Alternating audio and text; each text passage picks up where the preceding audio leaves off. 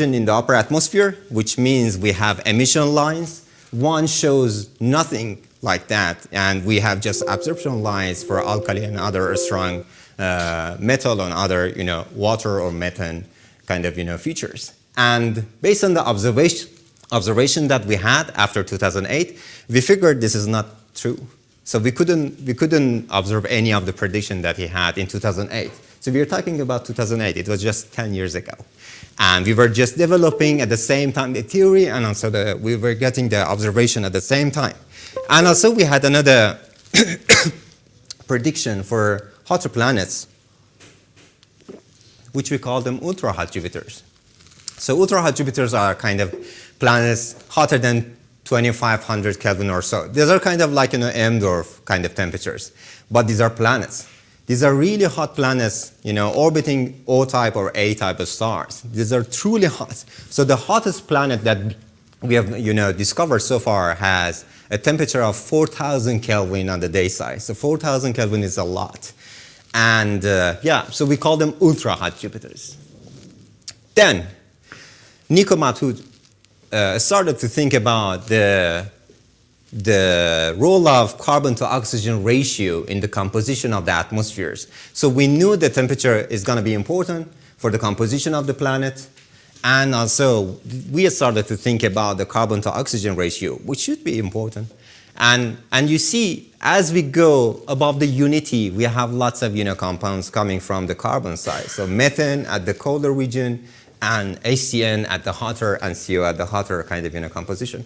So these kind of idea, he proposed that we have kind of like 4 different regimes. And basically the most important boundary was CO2 ratio at the unity. So this is important to understand where we have water-dominated atmosphere at low CO2 ratio, and when we have methane or HCN-dominated atmosphere, in the atmosphere of exoplanets. This is important because understanding a CO2 ratio, inferring from the observation of these molecules that we have, could give us some hint where the planet have been formed in the past. This is a key process which we could connect to the formation of the planets. And the key reaction, I know you guys probably don't like chemistry, but this is the only reaction that I would like to introduce you. And I promise you don't see anything like this in there. So this is really important. And when we mix water and methane, we have hydrogen and CO when we heat the mix. And as we cool down, we go the other way. And this happens around 1000 Kelvin. This shows the whole picture here. So that's an explanation for the whole different composition in terms of temperature and also the CO2 ratio. So one reaction shows the whole, kind of separation of different, dominant kind of composition. So Nikos said the boundary is going to be at 1 based on this reaction. If we do the calculation self-consistently to determine the composition of the planets, we could actually plot real spectra. These are transmission spectra of synthetic models based on different CO2 ratios. So the blue is really low CO2 ratio. It goes to the orange and increasing like 0.9, and as we increase, we get to the red kind of spectra. So what is happening? When we have low CO2 ratio, we have water as we expected. And as we increase that, we get to the region that we have CO and methane and CO2 features. So water turns out to be CO and methane. And also CO2 gonna be into the CO just by changing the CO2 ratio. Everything else is fixed. Temperature, log G, metallicity, everything is fixed. We're just changing CO2 ratio of planets, and you see the features is completely different.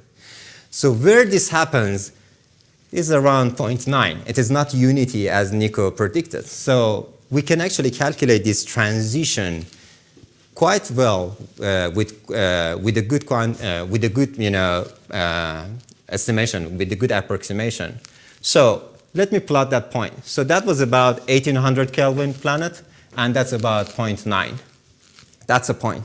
Now let's say that we repeat this experiment for the whole kind of parameter space that we have. This is kind of a line that we get.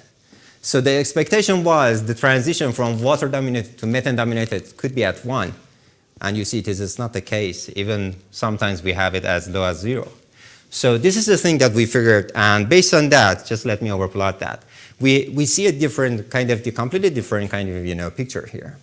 So plotting 30,000 self-consistent simulations almost, we see a quite big picture of what is going on here. So the color shows the beta. Beta means as we increase beta, the photosphere of planet goes down. Photosphere in case of planets is a little bit different from photosphere of the stars. So photosphere of planets is the region that we get the photon out of through the specific method of observation that we have. In this case, we are talking about transmission spectra. So this is the photosphere of atmosphere through the transmission geometry. So as we change the beta, we are pushing down the photosphere of the atmosphere. Basically, that means higher log G, higher surface gravity, just pulls down the whole atmosphere, or we are having less metallicity, less metal. And again, it pulls down the whole, or pushes down the whole atmosphere. And based on that, we see quite different kind of, trends here. So as we increase the temperature, the region going from water to methane-dominated atmosphere goes down, in terms of the CO2 ratio. So, and it increases at some point, flips the other way. These are hints that we are changing the dominant kind of chemistry that we have in the photospherical level of planets. So this is another one. Here it almost stays the same at around unity, and here it still increases. So we proposed, we have 4 different kind of classification. This is the first classification that we have through the, the connecting the observation and the parameter that we have in the chemistry of photosphere. So here it goes down because we are removing the oxygen by producing CO2 and CO by increasing the temperature. Here we have partial evaporation of condensate. So usually in the condensates we have oxygen atoms. As we heat up, we release the oxygen into the atmosphere. So the composition would change because of that. Here we have total evaporation. So there is no condensates in the atmosphere, everything in gas phase. So we cannot put in more oxygen. So the transition from water to methane would remain the same. And at really high temperatures, we have destruction of water, so water dissociation, as we all know it, and methane dissociation. And at the same time, ICN production, which is a major opacity source for the hot planets. So 4 classes of planets. This is the prediction that we had, and based on the same prediction, we have a region which we call it methane valley. And that means regardless of the kind of planet that you have, you always see methane here. That's the prediction that we have. You always see the methane. So we call it methane valley. But the problem was there was no detection of methane on exoplanet atmospheres. No methane detection, regardless of the kind of observation and everything. And that was really odd why this is the case. Until 1 month after the publication of paper, the first detection of the methane popped up. So the first detection of the methane was within the prediction region that we had. And that was quite interesting. And I have to remind myself the calculation that we had was based on thermochemical equilibrium cloud-free. This is important because when we add mixing into the atmosphere, we could quench the whole atmosphere. We could remove some, we could add some more. So we could remove methane from the upper atmosphere. We could add water into that because of the quenching, because of the disequilibrium processes, which we didn't include in this study. And that was a key point. But so far, so good. We have the prediction for 4 new classes. Just let me put it there. So now we have some planets here, some planets there, 4 new classes there, and 1 ultra-hot class over there. It is kind of like, getting to a periodic table kind of, view. We have something, we are putting the missing piece of puzzles here, and we are making a big picture out of this. And just a wrap of note that we are connecting the dots through the simplified 1D By simplified, I mean thermochemical equilibrium cloud-free kind of simulations. Now it's a time to increase the complexity. And to do that, we add chemistry, photochemical chemistry, mixing, and other things. So when we wanted to add this, we need to implement new models. And usually what we do is we take Earth, we expand it to solar system planets, we remove some line of code, we add something more, we tune that to the observation that we had in the solar system, and we enjoy the results. And the exoplanet community learned that from half a century practicing the same thing. And we tried to actually use the different codes that we had, we tuned that for the planets, and we hope for the best, which didn't work out for exoplanets. It just doesn't work that way. And that means we need to do something else. So the common issues through the process of going from Earth to exoplanets is they are usually hard-coded. There are lots of codes that we just don't understand. Someone has done this in 70s, which he or she is not around anymore. So, and no one knows what is going on in the code. We just push the button, we get the results. And it is really difficult to do anything about that. And also it is really important to realize that different atmospheres in the solar system have different dominant processes in them. And we cannot just use them, combine them to expand it to other regime like hotter, like highly irradiated. So going from one kind of object to another requires to put together all the physics that we have. And also it is really difficult to benchmark the results that we have. So let's say that we have one set of exoplanet code coming from Venus side, another one coming from ice giants. It is really difficult to compare those kind of results. And that means these are not suitable to actually study a parameter space, a Y parameter space kind of study. It's just really difficult to do that. And the answer to that is we need to develop a really generic kind of model to do the whole study. That's why I developed a code. I call it ChemCam because it's the chemical code by me.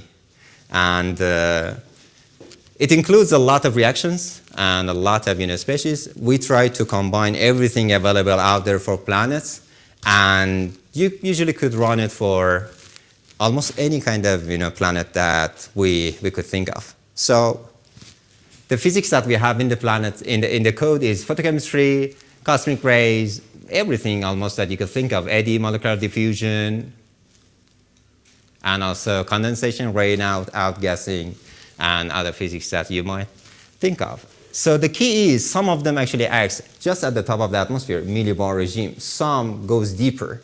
These are different kind of processes and could cover a lot of ground. So solar system planets, exoplanets, which cover the full range of, like really ice giants to really ultra-hot Jupiters. And with that, we try to study some cases. So the first case that I would like to show you is the Earth's habitability kind of a study that we initiated. So the plot that you're seeing here is the UV flux at the surface of Archean Earth, which is important in terms of origin of life studies. What kind of UV flux that we had on Earth to actually make first RNA or make first biomolecules. And this is wavelengths. And as you can see, we have a cutoff depending on the, for example, composition assumption that we had. And this is the UV that we get through the simulation that we had at the surface. Another example that I would like to show you is the case of Titan, which we know some of you are working on. And see here, we developed a new network of HCN production. HCN is important in case of life emergence. So when we combine HCN, we make amino acids. So HCN kind of results to life. So this is important to understand how much HCN we can actually produce on a planetary body that could actually mimic some sort of early Earth or other conditions. So that was the reason that we started to study Titan. And you see the simulations and the data measurements that we got from Cassini, which pretty much match well. So the new network that we have, the reactions that we have, it is consistent with more than 100 reactions. 40 of them have been unknown. So 14 new reactions for ACM production we are introducing for the first time, which is going to be really important in terms of understanding the composition of Earth back in 4 billion years ago. So the next case, which I would like to show you, is Neptune. So these are different kind of species on the atmosphere of Neptune. And these are the results. The solid line shows the calculation that we had with our chemical code. And you see the match is pretty much well without any tuning. So, and you see, so the depletion of atmosphere because of the photochemistry, we just destroy everything by photochemistry. And here we have condensation, so we just remove the everything that we can condense. And in between, mixing is important. So mixing mixes everything, and that's the profile that we get in between. Let's move on to the exoplanet case. So this is one example, which probably is the most famous example we ever studied. So this planet, we study the atmosphere of this exoplanet, which is a phone number, by the way, if you're not used to the name of the exoplanets. All of them have a lot of numbers. So we call just this one 209. And the 209 planet, it is a kind of well-known planet, and we've been studying it for more than 15 years now. And we compared the results with other kind of models out there, and they match pretty much well, except at the macrobar. And that means that now the way that we implement the photochemistry and molecular diffusion could be completely different for different codes out there. So this is important. If we have high resolution, for example, observation of exoplanets, if you want to connect that upper atmosphere to the deeper part, we have to know what are the main processes, and we have to know how it has been implemented in the code. The same problem that we had in case of Mars escaping atmosphere, for example. So this is really important. And yes, as I mentioned, so that's a region that we just cannot connect it to the deeper region. So high resolution going, connecting to the ball composition, that's a big question that we already have, and there's no answer to that yet. Another case that we have is the first detection of a young planet within the transition gap. So this was published 2 years ago by Miriam Kepler and Andrew Muller. And we studied the atmosphere of these forming planets within the gap of the disk. And this is the SED that we got. And you see there are lots of, spectral points and some photometric points out there. And we tried different kind of, simulations to fit the data that we had. So all of them are good enough to explain the observation because of the low quality that we have. So we do not have the sophisticated facilities to study these kind of, objects. And that raises a kind of concern, what we should do in the next 10 years or so. My personal opinion is we should actually start think about what kind of facilities or tools we would need to actually study these kind of peculiar objects in the future. So assuming one of these is the best fit that we have, I started to think, what if we add dynamic? So I started to add dynamic, and different color shows different mixing. So as we change the mixing, we remove, this is a methane feature. As we go to the stronger kind of mixing, we remove the methane feature and we add other things. And that small plot shows the radius chi-squared basically, and the best fit that we get represent the mixing that we have on Jupiter. So Jupiter kind of dynamic looks like to be the case for the young planet PST70b, which we detected. That was really interesting. But the point that we should never forget is the quality of the data that we have. All the models are equally possible. So using a chi-squared method could be dangerous to interpret something that you do not have enough information out of it. So fitting blindly is always bad. It's a no-no. So that's the reason that we never published this study. So this is really dangerous to do. We just wanted to see how the composition and the spectra would respond to the different kind of dynamic and plan for the future observation. So if you have one photometric point here, we could say something about the dynamic, which we don't have. So let's go to another case. So we recently published a paper on the detection of a really Earth-like planet. This is really kind of Earth's mass planet in the habitable zone of a nearby M-dwarf. And this is really exciting because if we study the atmosphere of that planet, we could get some hints about Earth-like composition around other planets, so which we do not have any idea how it's going to be. So the way that we did was through the calculation that we had in the chemical code that we developed, we predicted some sort of, the spectra of the atmosphere with different kind of composition. And the whole point is to see how much the signal could be for JWST to get the proposal, and study that planet in the future, which we think it is possible if there is any atmosphere there, which we don't know. So we can actually study predictional kind of, study. So if you remember, and you're not tired about the parameter space study, I would like to continue the parameter space study with the disequilibrium chemistry this time. So we saw the different, planetary, atmospheres for 4 classes with the thermochemical equilibrium cloud-free simulations. And now I'm going to show you how that's going to change when we add photochemistry processes in it. So this is the case in the disequilibrium chemistry, and that's coming from the previous one. The same thing. So it is quite similar, but not exactly. So what we see is it just goes down. The transitional CO2 ratio from water to methane-dominated atmosphere goes down at the hotter temperatures, and it goes up at lower temperatures, which is quite interesting, and there's some explanation for that. But the other things that we notice is, regardless of having the disequilibrium chemistry or not, the methane value remains there. So methane should be there regardless of the technique that we use, whether that's equilibrium chemistry or disequilibrium chemistry, which is odd because we just had one detection of methane.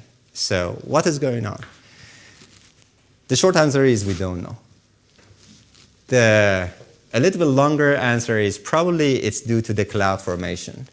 So we are missing cloud formation here, which could be important.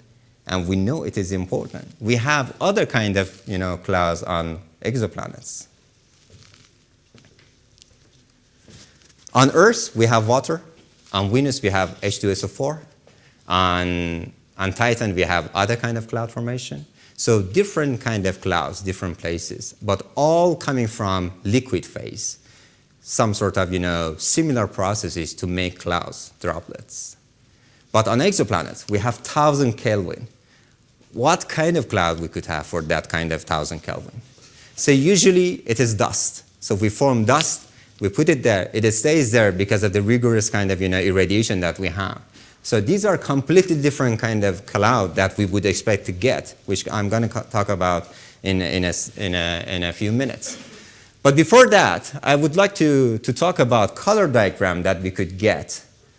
So let's say that we have a lot of different calculation synthetic spectra of different planets, and we have just photometric observation from Spectra ARIEL, channel 1 and 2. We lost the other 2 channels. So having those 2 channels, so here's one kind of normalized color diagram, and that's temperature. We could see the different kind of diagram that we have, but in general, we have one population of planets which they always have kind of water and methane feature in them. So that's why we get this branch. Another branch is CO kind of dominated atmosphere. So the color shows the difference. But just for those 2 populations, we cannot distinguish between thermochemical equilibrium and disequilibrium chemistry, which is not surprising because we are not getting lots of information. So we do not see that except this region. In the disequilibrium chemistry, when we have low CO2 ratio kind of planets, we could see a difference when we have a lot of observations from Spectra. So we lost Spectra. We do not have any more funding, and we do not have any more observation. But so far already we have tens of observations. So maybe they could actually provide some insights into the population. And that's going to be tricky because of the data reduction and other things. The Spectra hasn't been there for exoplanet atmosphere studies. So this is really tricky. In most cases, we are pushing Hubble, we are pushing Spectra, we are pushing ground-based observation to the limit to study exoplanets, which could be dangerous from time to time.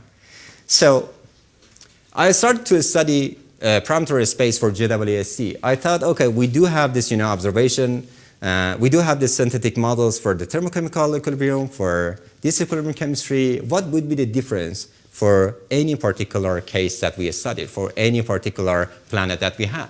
So, for example, in this case, the red spectra shows the transmission spectra. You see, for example, methane feature, water feature in thermochemical equilibrium. And you see the blue one in disequilibrium chemistry for one planet, a specific planet. And if you subtract those, you get a difference of transmission depth at different wavelengths. So if you find the maximum place at some point, you know the ppm, you know the difference that you could see from the observation of JWST. That would be an indication how likely it is to figure out whether the planet is at disequilibrium chemistry or thermochemical equilibrium. So you could differentiate between the processes, dominant processes at the photosphere level of these planets. Finding this difference and doing that for all the wavelengths, normalizing by the number of events, these are the most likely wavelengths that you could see the difference between disequilibrium chemistry and thermochemical equilibrium. So if we go to this wavelength and that one, or this one, or that one, or this one, we would expect to see a difference between thermochemical and equilibrium chemistry much easier, more likely. So if we narrow down the window, for example, if we have MIRI, if we have NearCam, so any specific instrument, we go as high resolution as possible, we would be able to capture at least one or two line region that are sensitive to the new processes in the atmosphere. For ARIEL, which is a European mission, we could actually get two of the lines, which is really nice. So there are two regions in the wavelength coverage of ARIEL mission, which is going to be launched hopefully less than 10 years. We could study that. But what does that mean in terms of the classification that we have? That basically means if we, for example, plot the likelihood map, so this is something, so the dark region shows the highest likelihood that you could actually see the difference between disequilibrium chemistry and equilibrium chemistry. So here, as we go to the lower surface gravity, we have a higher likelihood because we are expanding the atmosphere. So you could see much better the features. And also, as we go to the higher temperature, it peaks here, but it goes away. So there are some features here, depending on the temperature, and some features at low gravity, which could show a region that is most likely to find differences between thermochemical equilibrium and disequilibrium chemistry. Interesting is, all are associated with class 2 planets. There is one class, which is, we could go for them, study them, and understand the difference between disequilibrium chemistry and equilibrium chemistry. Class 1, class 3, class 4 probably would be really difficult to study the differences in between. But, expanding the parameter space, you see the black shows the marginal likelihood. So that's the temperature, that's surface gravity, as I mentioned, lower gravity, higher chance of detecting that. Metallicity is somewhere between 10 and 100 metallicity. If we have really low metallicity for the atmosphere, we almost see no features. They're going to be really weak. If you have really high metallicity, the atmosphere should go really deep into the atmosphere. So we cannot see the photosphere through the transmission. You cannot see the part which has features into the photosphere. So we could usually see the continuum coming from hydrogen and helium or other things. So somewhere in between, not too low, not too high. And the CO2 ratio, as we get closer to the 0.9, that would peak a lot, and that would change a lot of things, which we don't know anything. If you wanted to write a proposal, we just don't know what's going to be the metallicity or CO2 ratio or other things. These are just indication of what kind of planet would be the most sensitive to these processes. And obviously, as we go to the M dwarfs, colder stars, they are smaller, and that means the signal is going to be really high in terms of transmission spectra. So these kind of parameter space would be useful to understand disequilibrium chemistry. So I talked about half an hour about disequilibrium chemistry, but why it is important? It is important because that's what we do as life on Earth. We produce disequilibrium chemistry processes.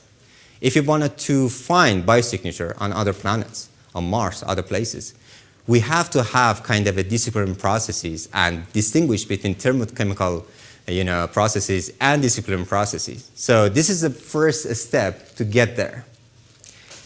And let me just go one more step and just show you one another example to decrease the complexity. I talked about cloud formation, and if we add cloud, if we add dynamic, if we add chemistry, if we add a 3D geometry, then we could start to get to know these planets a little bit better. So we started to study one case, a 3D simulation, GCM, cloud formation, and chemical processes all together. And Vivian Parmentier, ran the code for the GCM. Christiane Helling calculate the cloud formation. This is an example of cloud formation on a planet with like about 3,000 Kelvin kind of temperature.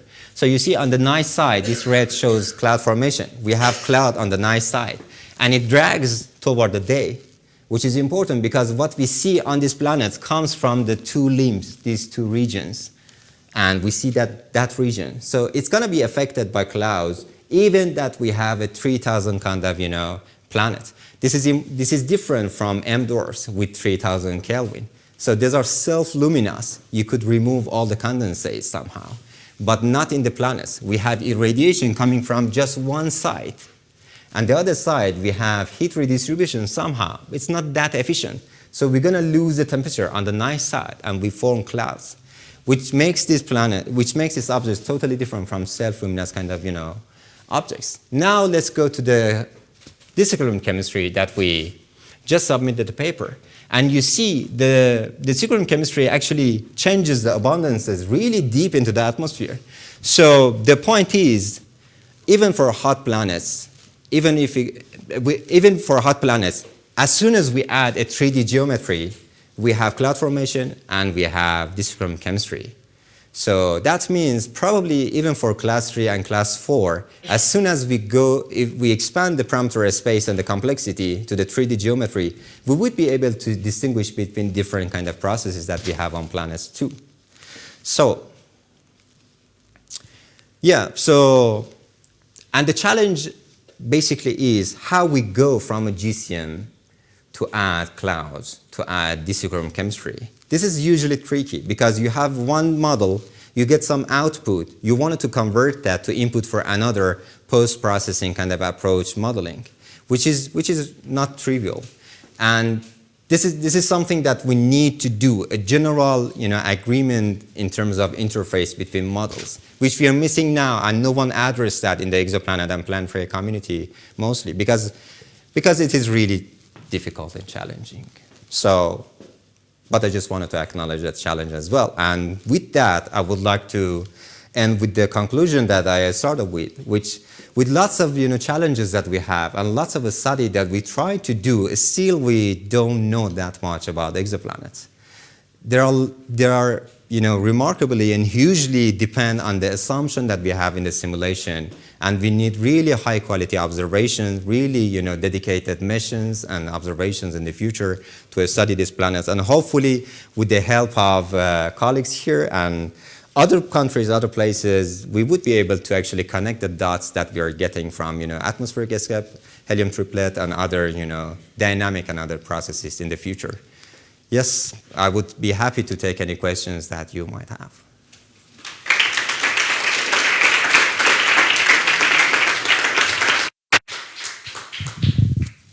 Questions?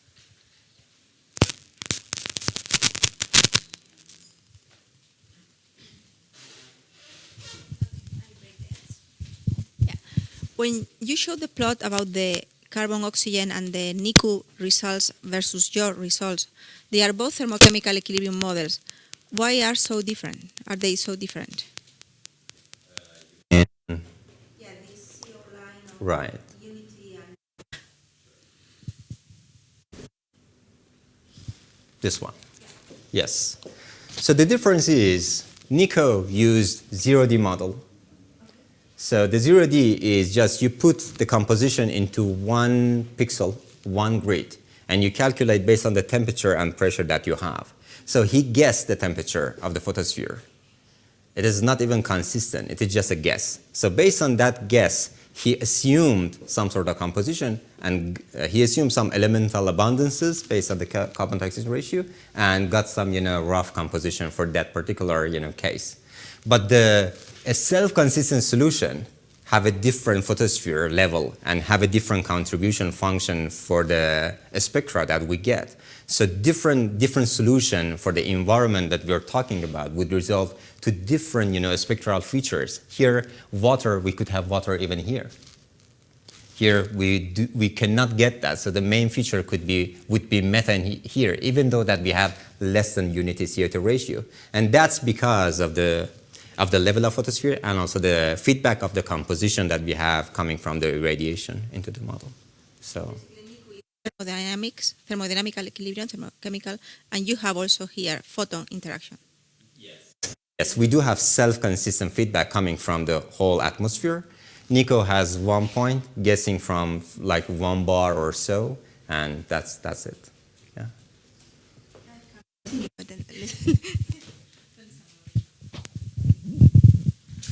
Any other question? Sorry, I like your talk very much. I tried to understand as much as I could. And there are two things that I don't know yet, but it's mostly vocabulary. So can you repeat, please, what is photosphere for you on our planet? And what do you mean by disequilibrium chemistry, really?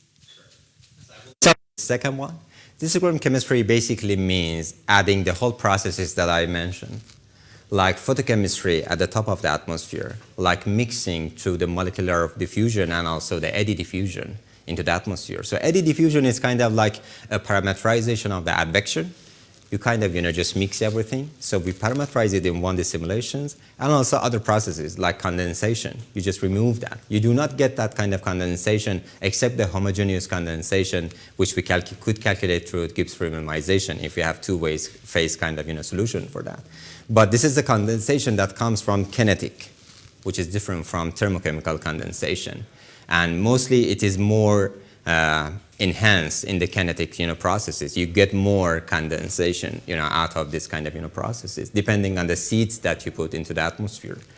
So, and cosmic rays is another one. So when you add cosmic rays, you get photolysis somehow. It is different from the irradiation. It comes from other energetic particles mostly. And what else?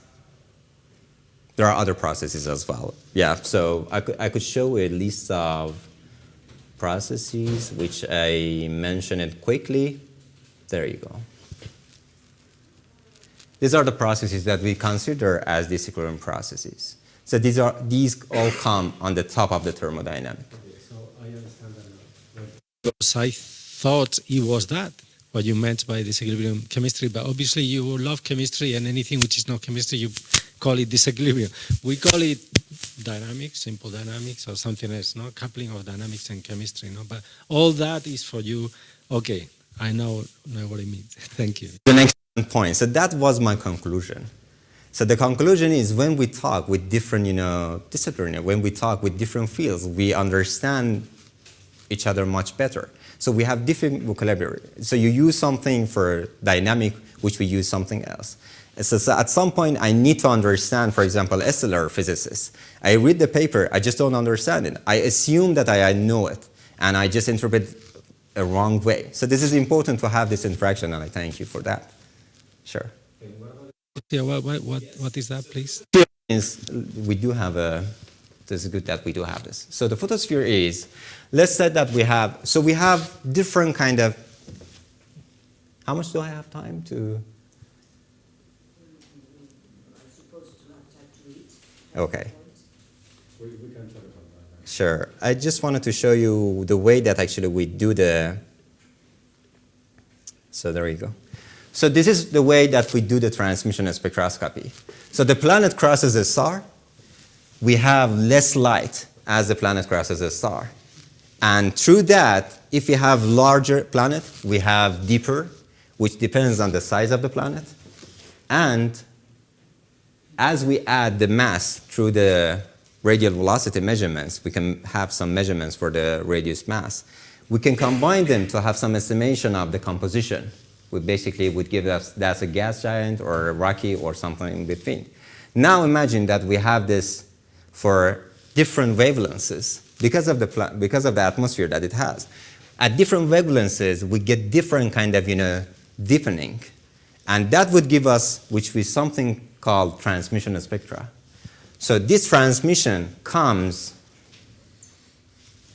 through the region that we actually can trace back the ray. So that region, which we have some sort of indication of the photon coming from that region, that region we call it photosphere for transmission spectra. Okay, so that is very known for atmospheric radiative transfer models, which is what I do on Mars. That we call that a Chapman layer, but it's the maximum absorption of radiation. We never call that photosphere, which is nice to know that it has another name in another field. I have to say that the Chapman function in the solar system is different from what we see here. These are usually not Chapman functions. So the Chapman function, as far as I understand, comes from so we have irradiation and at the same time extinction. So we have a peak at some point for the production of what sort of species that we have. Is that true? That's the Chapman function that you're referring to? It's just a pure geometrical relative calculation. Yeah. The only thing is that sometimes it's vertical and this is a limb geometry, but it's all. So in case of Venus, we have done that kind of, so we never called that Chapman function back in the day, but that's exactly what we use, for example, in case of Venus, to actually do the onion peeling technique to resolve the abundances, go down. This is exactly what we do, which is really challenging even for solar system planets. Yes? Sure. Any other questions?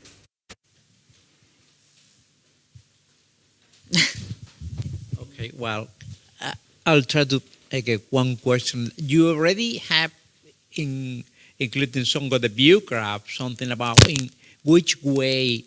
I mean, one of the points you mentioned, we are really lacking a lot of measurements and precise measurements. And at some point, you have mentioned how can we get some information from ARIEL and from other instruments.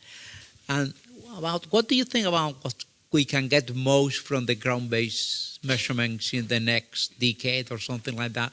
You're thinking in ELT or, well, that could be said. That's an excellent question. So this is also relevant to the definition of photosphere. So when we go to the higher resolution, we lose the continuum the way that we do it nowadays. We lose the continuum. We are sensitive to the core of the lines, and we are sensitive to the millibar regime or upper. As we go to the space mission like Hubble or JWST, we are sensitive to the deeper parts because we recover the continuum as well. And this is different. So the continuum is sensitive to the deeper parts. The central, the centroid of the lines are sensitive to the higher regions. And in terms of future observation, what we could do from ground, it usually comes down to, so if we continue the way that we are continuing, if we just don't extrapolate anything that we hope for, if we continue the way that we're continuing, we could actually have some measurements for isotopes. So with isotopes, we could have some ideas about the formation. That would be something worth trying in the future. ELT would be one of them. And also, we could have better measurements for radial velocity, which is important to determine the mass of the planets, which is really important to know the surface gravity, which would give us the feedback for the self-consistent solutions. So these are the least that we could do better in the next 10 years. And also different wavelength coverages would give us different ideas about the CO2 ratio and the abundances that we could get. But as far as I know, the state of the technology and the plan for the next 10 years, we wouldn't be able to see any biosignature in the next 10 years, if that's the question. So no biosignature for the next 10 years. No.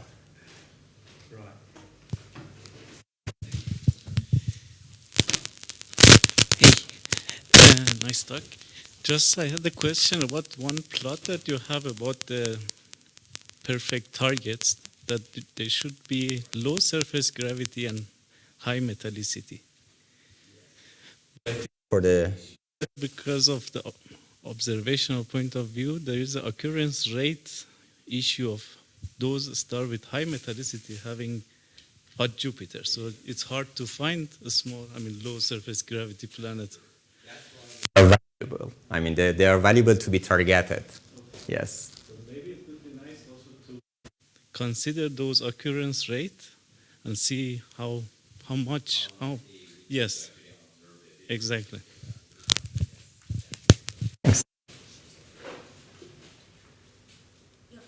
Just following your question, when you talk about metallicity, is related to the planet or to the hot star? The planets. So how can you 100 times solar metallicity? Yes. So for example, Jupiter is a good case. So the way that we define metallicity is we divide hydrogen plus helium to the rest. So we call everything else metal. Carbon, oxygen, nitrogen, and everything else that we have. And for example, in case of Jupiter, we already have that kind of differences. So it is metal rich in a sense. So we have lost lots of hydrogen envelope in case of solar system bodies. We expect to get that kind of metallicity easily. Yes. Yeah. Okay. So I think there's another question here.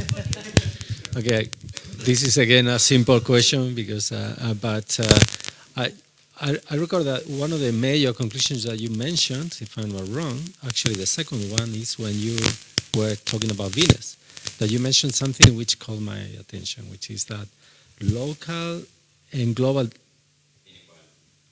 can be different. And why I didn't get the point there. Why do you see that on Venus, and how you expect that to be extrapolated to exoplanets? Good point. So on Venus, we have the planet. We don't have it here. Let's assume this is Venus. So we had just one measurement. Actually, let's use Jupiter. This is a good question for this guy as well. So we had one probe on Jupiter, if you recall that. And the probe went into the redder spot, giant redder spot, right? And this region is oxygen depleted. We cannot use that measurement to explain the atmosphere of Jupiter. We were just wondering for many years, why is that? Why this is this inconsistency between the local measurement and the rest of the composition that we get from the remote sensing measurements. This is a good example that shows the local measurement is unequal. It is not equal to the global property of the planet. And how that would translate to exoplanet cases? In exoplanet cases, we are sensitive to the limb in the transmission spectra. So we are just measuring the evening twilight and the morning twilight only. So we do not have any more information coming from the day side or the night side, which is really odd because we know at the twilight we have the weirdest and most complex kind of regime of atmosphere. And we try to infer the abundances and everything else, getting out from that local measurements to the whole planet, which is not true. So we need to understand how the dynamic plays a role into the planetary scale kind of expansion of the observations. Yeah.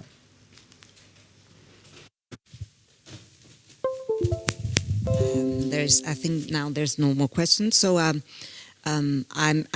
sure that the discussion will continue with the interested people this afternoon. So it has been a pleasure to have you here and giving us this interesting seminar. And so we are very thankful, and we thank you again.